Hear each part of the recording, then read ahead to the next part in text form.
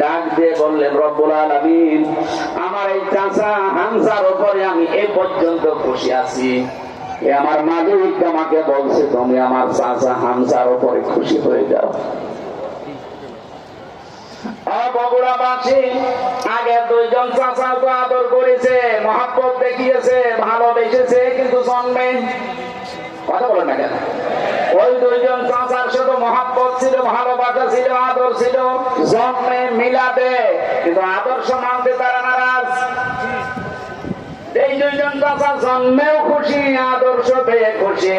তাদের জন্য নবীজির বক্তব্য দেখে, হে আমার মালিক, আমার চাচা হামজার উপরে আমি এ পর্যন্ত খুশি আছি। তোমাকে বলছি তুমি আমার মালিক হিসাবে আমার চাচার উপরে খুশি হয়ে যাও। নবীজি যদি কথা বলে কারো পক্ষে, আল্লাহ খুশি না হয়ে পারবে? বুঝতে পারলাম চারজনের জীবনী পড়ে দুইজনে শুধু মিলাদ নিয়ে খুশি, জাহান্নামী। দুইজনে মিলাদেও খুশি, সিরাতেও খুশি, এজন্য দুইজনে জান্নাতি। আশা করছে আমার কথা তো বুঝেছেন।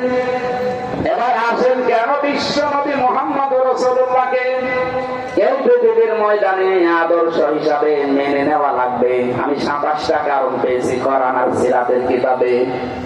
একটা একটা করে যে কয়টা বলা যায় দেখে। রব্বুল আলামিন বলেন, লাকাদ কানা লাকুম ফি রাসূলিল্লাহি উসওয়াতুন হাসানাহ ইলা আখির আয়াত। অবশ্যই আমি তোমাদের জন্য মহত্তম আদর্শ লুকিয়ে রেখেছি আমার রাসূলের জীবনে। আমার এখানে দুইটা প্রশ্ন। আল্লাহ পাক বিশ্বনবী মুহাম্মদ রাসূলুল্লাহর নাম জানতেন না? কথা বলে না কেন? ওনার নাম যে মুহাম্মদ, এই শব্দটা আল্লাহ জানতেন না? সেই রাসূলুল্লাহ দিলেন কেন?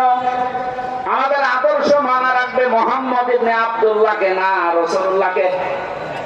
এবার আমার প্রশ্ন, উনি রাসূল হয়েছিলেন কি জন্মেই? বলুন। যদি উনি পৃথিবীর সর্বপ্রথম নবী, শেষ নবী, এ কথা আমরাও মানি, কিন্তু ঘোষণাদাতা হিসাবে উনি কিন্তু 40 বছরে নবুয়ত পেয়ে ঘোষণা হয়েছে। কোরআন আরব জাহানে 40 বছরের আগ পর্যন্ত কেউ নাকি নবী বলতো না, বলতো মুহাম্মদ ইবনে আব্দুল্লাহ। বলেন, উনি রাসূলুল্লাহ হয়েছেন, নবী হয়েছেন কত বছর বয়সে?